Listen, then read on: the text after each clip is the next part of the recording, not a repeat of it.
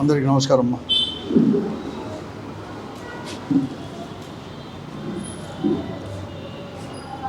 ఈ రాష్ట్రం కావచ్చు, పార్లమెంటుకి కావచ్చు, అసెంబ్లీకి కానీ ఎన్నికలు అయిపోయి ప్రభుత్వాలు ఏర్పడి కేంద్రంలో కానీ మరొక మారు మోడీ నాయకత్వంలో కేంద్ర ప్రభుత్వం కానీ ఈ రాష్ట్రంలో చంద్రబాబు నాయకత్వంలో కూటమి ఆధ్వర్యంలో కూడా ప్రభుత్వాలు ఏర్పడి దాదాపుగా 11 నెలలు కావస్తా ఉంది. 10 నెలలు పూర్తి అయిపోయి 11 నెలలు కూడా పూర్తిగా వచ్చే పరిస్థితి కూడా ఈరోజు కూడా. ఈ కాలంలో ఈ ప్రభుత్వం ఈ రాష్ట్రం అంటే వారు పెడుతున్న అడుగులు ఇవన్నీ చూసి వారి యొక్క ఆలోచన కానీ వారికి భవిష్యత్తు యొక్క ఈ రాష్ట్రం యొక్క ప్రణాళిక ఇవన్నీ కూడా చూస్తూ అంటే చాలా అగమ్య గోచరంగా ఉన్నాయి. ఎంతో కూడా ఆందోళన కలిగించే పరిస్థితులు కూడా ఈరోజు కూడా ఈ రాష్ట్రంలో కూడా నెలకొంది. మరి ముఖ్యంగా ఎన్నికల సమయంలో ఇచ్చిన హామీలు సూపర్ 6 కావచ్చు, 7 కావచ్చు, దానికి తోడు ఇంకా కూడా అనేక హామీల్లో కూడా ఇంతవరకు ఏ హామీ కూడా పూర్తిగా కానీ అమలుపరిచే దశలో కూడా ప్రారంభం కాలేదు. కనీసం అమలుపరచాలని కూడా ఊరికే కేవలం మాటలు చెప్తూ దాటవేసే ధోరణిలోనే ఈరోజు కూడా పోతుంది. ఒక పటిష్టమైన ఒక ప్రణాళికతో కూడా మేము ముందుకు పోతామని కానీ లేకుంటే ఈ హామీలు అమలు పరుస్తాము పలానా రోజు అని చెప్పే దాంట్లో కానీ ఎక్కడ కానీ లేకుండా పోయింది. ఒక పెన్షన్లు ఇచ్చే తప్ప ఏది కానీ ఇంతవరకు కూడా అమలు పరచలేదు. ఆ పెన్షన్లు కూడా పూర్తిగా ఇచ్చిందంటే గతంలో వైఎస్ఆర్ కాంగ్రెస్ పార్టీ ప్రభుత్వం ఉన్నప్పుడు దాదాపుగా 65 లక్షలు పైబడి అంటే 66 లక్షలు ఇచ్చే పెన్షన్ని ఈరోజు కేవలం 63 లక్షలకి అంటే 3 లక్షలకు పైబడి కూడా తగ్గించిన వైనం కూడా ఈరోజు కూడా ఇక్కడ పెన్షన్లు కూడా పూర్తిగా కాలేదు. ఇంకా కూడా అనేకంగా కూడా అడ్డంకులు అన్నీ కూడా పెడతా ఉందని కూడా ఈరోజు పెన్షన్ వస్తున్న వారందరికీ కూడా ముఖ్యంగా ఫిజికల్ హ్యాండిక్యాప్డ్ అన్నీ కూడా మరొక మారు కూడా టెస్ట్ చేయించుకోవాలని చెప్పేసి అనేక కూడా ఆంక్షలు కూడా విధిస్తూ అంటే భవిష్యత్తులో కూడా ఆ పెన్షన్లో కూడా కోత అనేది కూడా పెట్టబోతున్నాం అనేది కూడా చెప్పినట్లు కూడా ఈరోజు కూడా ఉంది. కూడా ఏది కానీ కనీసం డిఎస్సి ప్రకటిస్తాము, 16,300 ఉద్యోగాల పైన కూడా టీచర్ పోస్టులు ఇస్తామని చెప్పారు. మొదటి సంతకం కూడా పెట్టాడు ముఖ్యమంత్రిగా, అతను కూడా ప్రమాణ స్వీకారం చేస్తాను. కానీ ఇంతవరకు అది కూడా అమలు పరిచయం వైనం కూడా పూర్తిగా కూడా అనౌన్స్ చేశాడు. కానీ డిఎస్సి కూడా అది కనీసం అకాడమిక్ ఇయర్ లోపల అంటే నెక్స్ట్ అకాడమిక్ ప్రారంభం లోపల టీచర్ పోస్టులే ఇస్తామని చెప్పినాడు. ఈరోజు ఆగస్ట్ అవుతుందో సెప్టెంబర్ అవుతుందో ఇంకా అంతకంటే కూడా ఆలస్యమయ్యే పరిస్థితి కూడా అతను మాట్లాడే ధోరణి, మరీ ముఖ్యంగా ఎడ్యుకేషన్ మినిస్టర్ లోకేష్ గారు మాట్లాడే ధోరణి ఇవన్నీ చూస్తా అంటే కూడా చాలా స్పష్టంగా కూడా అర్థమవుతుంది ఇది కూడా ఆలస్యమయ్యే పరిస్థితి కూడా ఉందని చెప్పేసి. ఏది కానీ సూపర్ 6లో ఇంతవరకు కూడా ఎవరిని కూడా ఇవ్వలేదు. తల్లికి వందనం అన్నారు, ఇచ్చే పరిస్థితి ఎక్కడా కనపడలేదు. మేలోనే ప్రకటిస్తామన్నారు, జూన్ కూడా కాదు మేలోనే అంటే స్కూళ్ళు తెరవక మునిపే ఈరోజు మళ్ళీ ఇస్తాంలే అని కూడా మొన్న కూడా చెప్పడం జరిగింది. అసెంబ్లీలో శాసనసభ్యులు సాక్షిగా అందరికీ కూడా ఈరోజు కూడా చెప్పడం జరిగింది. నిన్న చూస్తే శ్రీకాకుళంలో అతను మాట్లాడిన తీరు చూస్తా అంటే ఇది 1 విడతలో ఇవ్వాలన్నా 2 విడతలో ఇవ్వాలన్నా ఇలాంటి ఎలా ఇవ్వాలి అనే కూడా చెప్పడం అంటే ఒక ముఖ్యమంత్రి గారు చెప్పడం అంటే అతని నోరా లేకపోతే పట్టణం ఇంతవరకు ఏమర్థం కాలేదు. అసెంబ్లీలో ఒక మాట ఇక్కడ ఒక మాట. ఇంకా రైతుల గురించి ఇంకా మాట్లాడాల్సిన పరిస్థితి లేదు. అప్పుడు ఆ రోజు రైతు భరోసా 13,500 అంటే 13,000 టైంలో ఏ నెలలో అని చెప్తే ఆ నెలలో ఇచ్చిన వైనం కూడా ఆ రోజు కూడా జగన్మోహన్ రెడ్డి గారు ముఖ్యమంత్రిగా ఉన్నప్పుడు. కానీ ఈరోజు 20,000 ఇస్తామన్నారు. తర్వాత ఎన్నికలు అయిన తర్వాత గద్దెపైన ఎక్కిన తర్వాత సెంట్రల్ గవర్నమెంట్ ఇది ఇచ్చేదాంతో కలిపి 20,000 అన్నారు. ఈరోజు వరకు కూడా 13,000 14,000 అనేది కూడా ఎప్పుడు ఇస్తారో కూడా తెలియని వైనం కూడా ఈరోజు కూడా ఇంత అగమ్యగోచరంగా ఉంది. రైతుల పరిస్థితి అయితే చెప్పడానికే లేదు. ఈరోజు కూడా కనీసం పండించిన పంటకు కూడా గిట్టుబాటు ధర అనేది కూడా ఇంతవరకు కూడా ఎక్కడ కానీ లేని కూడా లేదు. అన్నీ కూడా ధాన్యం తీసుకోండి, ఏది తీసుకున్నా కూడా ఈరోజు కూడా ప్రతిఫలించండి. లాస్ట్గా అనంతపురం లాంటి హార్టికల్చర్ ఇవన్నీ కూడా ఎక్కువ ఉండే జిల్లాలో కూడా మనం అనంతపురంలో పండించే చీనీ కావచ్చు, అరటి కావచ్చు, ఎక్కడ కానీ లేదు, దానికి లేదు. ఒక ప్రణాళికబద్ధంగా కూడా ఈరోజు కూడా పోలేదు. ఈ 11 నెలల్లో వ్యవసాయ శాఖ అనేది ఒకటి ఉందా అనే పరిస్థితుల్లో ఈరోజు కూడా ఈ రాష్ట్రంలో కూడా పోతూ ఉంది. ఒక్కటి కూడా రాష్ట్రం పరిధిలో కానీ జిల్లా పరిధిలో కూడా ఎక్కడ కానీ వ్యవసాయ శాఖ పైన కానీ వ్యవసాయ శాఖ రైతులు పండించిన పంటలపైన కానీ రేట్ల దీవించపై కానీ ఒక సమీక్ష కూడా జరపని పాపనము లేదు. వ్యవసాయ శాఖ మాత్రులు కూడా ఎక్కడ కానీ రాష్ట్రంలో కూడా ఎందుకు లేదు? గతంలో పెద్ద ఎత్తున చీనా పంట దగ్గర నుంచి అరటి కావచ్చు, చీనా కావచ్చు, ధాన్యం కావచ్చు, మరీ ముఖ్యంగా ధాన్యం కొనుగోలులో పెట్టుబడి నిధి అని చెప్పేసి 3,200 కోట్ల రూపాయలు కూడా పెట్టి ఆ రోజు ఆ ప్రభుత్వం అనేది చేస్తే ఈరోజు పెట్టుబడి నిధి పెట్టలేదు. కనీసం రేట్లు ఎందుకు తగ్గుతున్నాయని చెప్పేసి కూడా లేదు. కేవలం పత్రికల్లో వచ్చినప్పుడు లేకపోతే ప్రతిపక్ష పార్టీలు మాట్లాడినప్పుడు మాత్రమే ఏదో చేస్తున్నామనిగా మేము చేస్తున్నట్లుగా మంత్రుల ప్రకటనలు తప్ప ఎక్కడ కానీ లేదు. ఎక్కడ కానీ ఇంతవరకు సమీక్ష అనేది కూడా వ్యవసాయ శాఖ అనేది కూడా పెట్టలేదంటే ఇంక ఎట్లా ఉంటుందో కూడా ఈ రాష్ట్ర పరిస్థితి కానీ రాష్ట్రంలో ఎక్కడ కానీ లేదు. కేవలం వారు ఒకటి ఈరోజు చేస్తున్నది ఏమనంటే రాజధాని కూడా చేయొచ్చు. అప్పుడు అంతే 5 సంవత్సరాలు 2014లో ఈ రాష్ట్రంలో కూడా విడిపోయేటప్పుడు మనది కూడా వెనుకబడిన జిల్లాలకు కానీ మరీ ముఖ్యంగా రాజధాని ఇవన్నీ కూడా నిర్మాణం చేసే కేంద్ర ప్రభుత్వంలో పోలవరం గురించి ఉంటే అన్నీ కూడా అతని చేతిలోకి ఆ ప్రభుత్వంలో ముఖ్యమంత్రి గారి చేతిలోకి ఆ ప్రభుత్వం చేతిలోకి తీసుకొని ఎలా నీరు గార్చిందో మళ్ళీ తెలియదు. ఈరోజు మళ్ళీ కూడా మరొక మాట కూడా రాజధాని ఇప్పటికే రాజధాని కోసం వచ్చి 35,000 కోట్ల రూపాయలు కూడా అప్పు రూపంలో కూడా తీసుకొని రావడం జరిగింది. 30,000 కోట్లు తర్వాత అది కూడా చాలదంటున్నారు. ఇప్పుడు మళ్ళీ కూడా 1,00,000 కోట్లు కావాలి అని అంటున్నారు. భూమి ఇంతవరకు ప్రభుత్వ భూమితోనూ సేకరించిన భూమితో కూడా 58,000 ఎకరాలు కూడా ఈరోజు కూడా ఉంటే అది కూడా భూమి చాలదు, ఇంకా 44,000 కావాలా ల్యాండ్ అక్విజిషన్ చేయాలా అని చెప్పేసి పోవాలంటున్నారు. ఇది ఏమన్నా ప్రభుత్వమా లేకపోతే రియల్ ఎస్టేట్ వ్యాపారమా? ఇది ఏమన్నా ప్రభుత్వమే లేకపోతే ముఖ్యమంత్రి ఇతను ఏమన్నా చంద్రబాబు నాయుడు గారు లేకపోతే ముఖ్యమంత్రి రూపంలో లేకపోతే ముఖ్యమంత్రి సీట్లో కూర్చొని రియల్ ఎస్టేట్ చేసేదానికి ఏమన్నా ఉన్నాడా? ఈరోజు రైతుల యొక్క ఆత్మహత్యలు కావచ్చు, ఎంతో రేటు లేకోకుండా ఎలా కూడా ఎంత గగ్గోలు పెడుతున్నారు రైతులు కావచ్చు, అనేక రకాలు ఈరోజు కూడా వారిచ్చిన హామీలు ఇవన్నీ దానిపైన ఆలోచన చేయకుండా కేవలం రాజధాని ఎలా అప్పులు చేయాలని చెప్పేసి ఇంతవరకు స్వాతంత్రం వచ్చినప్పటి నుంచి కూడా అనేక ప్రభుత్వాలు అనేక రాష్ట్రాల్లో కూడా ఏర్పడినాయి, కేంద్ర ప్రభుత్వం కూడా ఏర్పడింది. ఈరోజు అసలు ఒక రాష్ట్ర ప్రభుత్వం అప్పు చేయాలంటే కూడా కష్టంగా ఉండేది. కూడా కేంద్రంతో పర్మిషన్ తీసుకొని చేసే పరిస్థితులు కూడా ఉండే పరిస్థితుల నుంచి కూడా ఈరోజు కూడా స్వయంగా ఈ ప్రభుత్వమే కడాక మినరల్ కూడా అంటే దగ్గర 430 మైన్స్ కూడా మార్టిగేజ్ అనేది కూడా ఈరోజు చరిత్రలో భారతదేశ చరిత్రలో స్వాతంత్రం వచ్చినాక ఏ ప్రభుత్వము ఏ రాష్ట్ర ప్రభుత్వం కూడా అంత సాహసాన్ని కూడగట్టలేదు.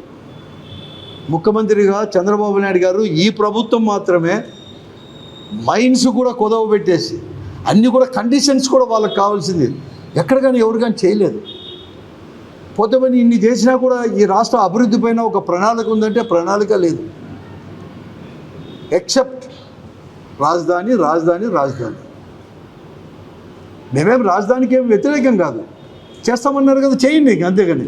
కానీ సర్వస్వము రాజధాని అని చెప్పి ఆ 5 సంవత్సరాలు ఎలా చేస్తాడో అలాగే మీకు రాజధాని నిర్మాణం చేస్తామని చెప్పేసి ఆ రోజు ప్రధానమంత్రి గారు ఆ రోజు ఫౌండేషన్ వేసిన పొద్దు మట్టి నీళ్లు ఢిల్లీ నుంచి తీసుకొని వచ్చేసి పార్లమెంటు దగ్గర నుంచి తీసుకొని వచ్చి ఎలా ఇచ్చినాడో మరొక మారు రాజధాని పునర్నిర్మాణం కోసం మరొక మారు కూడా ప్రధానమంత్రిని తీసుకొస్తున్నారు. అదే ప్రధానమంత్రిని ఫౌండేషన్ వేయించి ఈ ప్రధానమంత్రి అనేవారు ఏమీ కానీ చేయలేదు అని చెప్పేసి పొత్తే రద్దు చేసుకున్న వాళ్ళు ఈరోజు మరొక మారు కూడా ఆ పార్టీతో పొత్తు పెట్టుకునేదే కాకుండా అధికారంలోకి వచ్చిన తర్వాత మళ్ళా రాజధాని పునర్నిర్మాణం కోసం ఏ నమ్మకంతో మళ్ళీ ప్రధానమంత్రిని పిలుస్తున్నారో అర్థం కాలేని పరిస్థితి.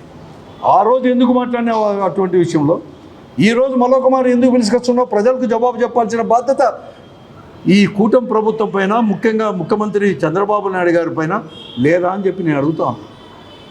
చెప్పాల్సిన అవసరం ఉంది కదా. ఆ రోజు 38 కోట్లు 50 కోట్లు అన్నాడు, ఈరోజు 1,00,000 కోట్లు ఎందుకు అవుతుంది అనేది కూడా చెప్పాల్సిన అవసరం కూడా ఉంది కదా. ఈరోజు కూడా మరొక మారు కూడా భూమి ఎందుకు కావాలి 44,000 ఎకరాలు అని చెప్పి చెప్పాల్సిన అవసరం కూడా ఉంది కదా. ఇది మునిగిపోదని చెప్పిన వాళ్ళు పెద్ద పెద్ద కాలువలు ఇంపు సొంపులుగా కూడా తీసుకొని వచ్చేసి కాలువలకే ఖర్చు పెడుతున్నారే. ఆడబెట్టే కాలువలకు ఖర్చు పెట్టేదంటే రాజధాని మునిగిపోకుండా వారు కట్టే బిల్డింగులు మునిగిపోకుండా మీరు అంత పెద్ద ఖర్చు పెట్టేవాళ్ళు కనీసం రాయలసీమ లాంటి వెనుకబడిన జిల్లాలో వరప్రసాదం లాంటి హంద్రీనివాను వెడల్పు చేయమంటే డబ్బులు లేవని చెప్పి మీరంతా కూడా చెప్పేవాళ్ళు. మీరు అక్కడ కాలువ మునిగిపోతుందని చెప్పి అక్కడ రాజధాని కట్టుకుంటూ దానిలో వెడల్పు కాలువలకు ఎన్ని వేల కోట్లు ఖర్చు పెడతారో ఆలోచన చేసుకోమని చెప్పి నేను అడుగుతా ఉన్నాను. ఈ ముఖ్యమంత్రి కానీ ఈ ప్రభుత్వాన్ని కానీ ప్రజలు కూడా ఇదంతా కూడా రాయలసీమలో ఉండే వెనుకబడిన జిల్లాలో అప్పుడు 7 జిల్లాలు ఇప్పుడు 14 జిల్లాలు అయినాయి. దాని గురించి ఇంతవరకు ప్రస్తావన లేదు.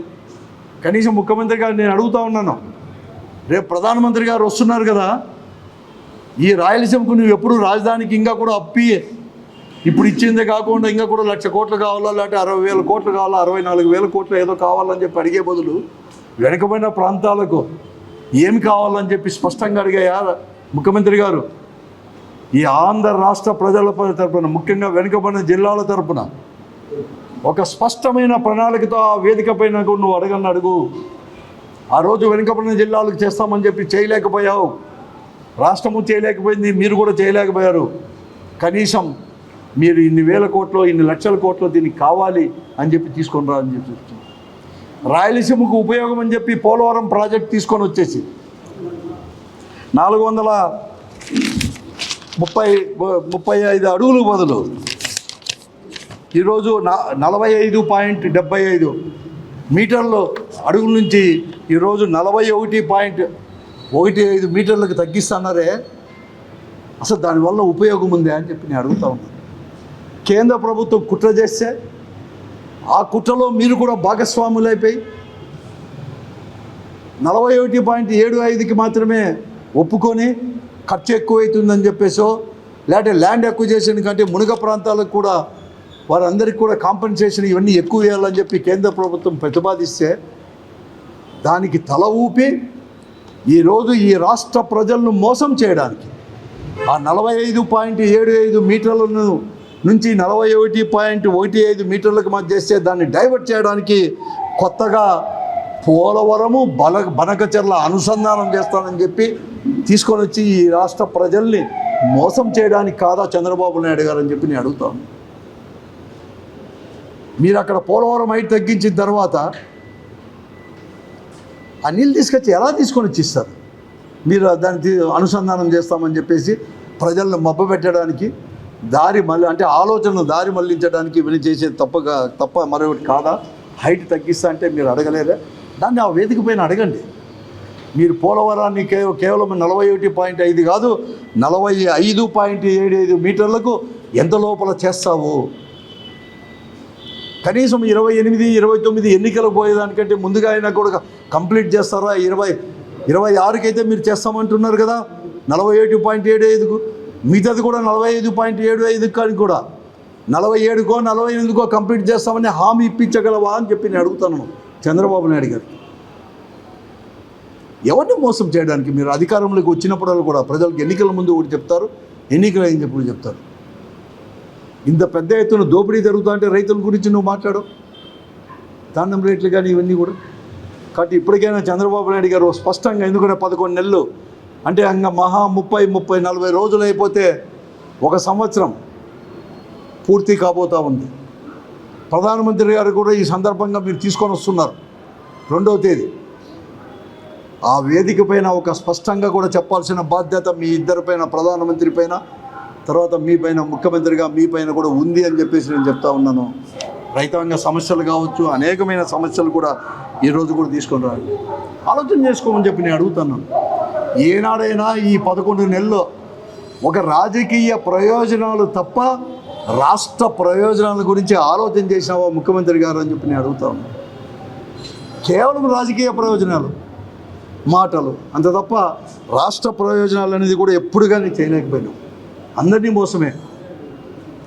పరిశ్రమలు తీసుకొని వస్తానంటివి, పరిశ్రమలు మాత్రం నువ్వు తేలేదు. కానీ ఊరూరా 1 కాదు 2 కాదు పరిశ్రమలు చెప్తే పరిశ్రమల బదులు ఏం తీసుకొచ్చామంటే బెల్ట్ షాపులు తీసుకొని వచ్చేసి కడక అనంతపురం లాంటి జిల్లా కేంద్రంలో కూడా ఎప్పుడు కానీ లేదనమాట. ఏదో పల్లెల్లో విన్నాం బెల్ట్ షాపులని గతంలో కూడా 40 ఏళ్ళు 50 ఏళ్ళ నుంచి కూడా మేము కూడా విన్నాం. కానీ ఆ బెల్ట్ షాపులు అనేది కూడా టౌన్లో కూడా పెట్టుకొని అమ్ముతానే కూడా అడిగే నాథుడే లేడు, ప్రశ్నించేవాడే లేదు. అన్ని జిల్లా కేంద్రాల్లో కూడా కనీసం పోలీసు వాళ్ళ ముందరే అవన్నీ కూడా బెల్ట్ షాపులను పెట్టుకుని అమ్మినారు. ఎక్కడగా లేదు. ఏమైనా సాధించినాడంటే ఒకటి ఇంతవరకు చేసింది ఏది కానీ ఇంతవరకు ఏమీ లేదు. అది చెప్పింది ఏమీ లేదు. ఒకటప్ప 99 రూపాయలకే ఒక క్వార్టర్ బాటిల్, 99 రూపాయలకే ఒక క్వార్టర్ బాటిల్ తాగండి, పండుకోండి.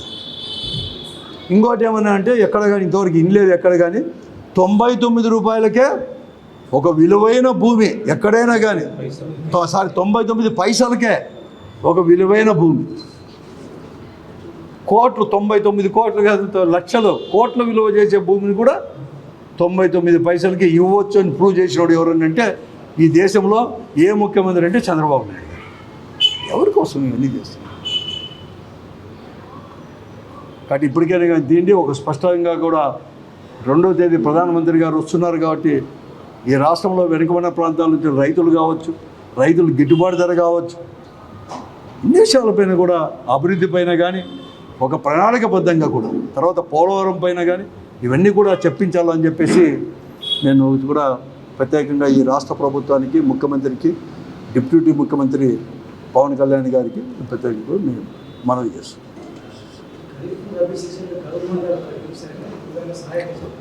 ఖరీఫ్ది కరువు మండలాలు ప్రకటించినాడు, ఇట్లా లేదు. అలాగే ఈ జిల్లాలో కూడా రబీలో కూడా మళ్ళీ కరువు మండలాలుగా ప్రకటించినాడు. ఇక్కడ 5, అక్కడ వచ్చి సత్సాయి జిల్లాలో 2, మొత్తం 7 జిల్లాలుగా ప్రకటించినాడు. మొత్తం 7 మండలాలు మాత్రమే ప్రకటించినాడు. 63 మండలాలు అంటే 7 చేశాడు. కానీ సహాయక చర్యలు ఎక్కడ కానీ లేదు. తాగే నీళ్ళు కూడా లేకుండా వెళ్ళిపోయినాయి ఈ 7 మండలాలుగా చాలా దగ్గర కూడా.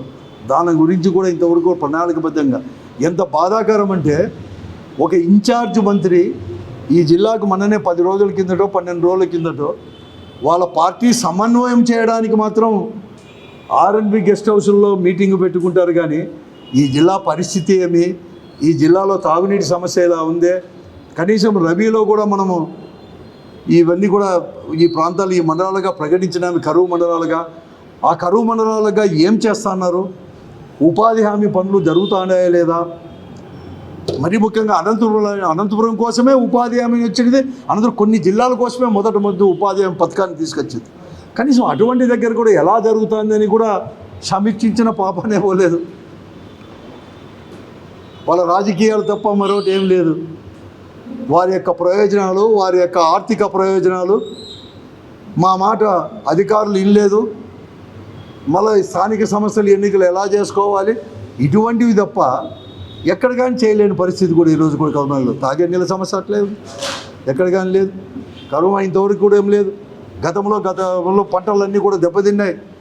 దానికి ఇన్పుట్ సబ్సిడీ కానీ ఇన్సూరెన్స్ కానీ ఏది కానీ ఇవ్వలేదు. అసలు ఏది కానీ మొత్తం మాటలు దాటివేస్తే అప్పుడు వెంటనే పెద్ద ప్రకటనలు చేయడం, పత్రికల్లో ఏదైనా కానీ పతాక శీర్షికలో ఇవన్నీ వస్తే, లేకుంటే ఒక ప్రతిపక్ష నాయకులు కానీ ఏదైనా మాట్లాడితే వారు ఎదురు దాడి చేయడం ప్రతిపక్ష పార్టీ పైన. కనీసం వాళ్ళు చేస్తామని చెప్పడము దాటవేసే దూరంలో తప్ప ఎక్కడ కానీ లేకుండా పోయింది. చాలా కూడా దురదృష్టకరం, బాధాకరం. చాలా గతంలో కూడా ముఖ్యమంత్రిగా ఇతనే ఉన్నాడు కూడా 3 మార్లు.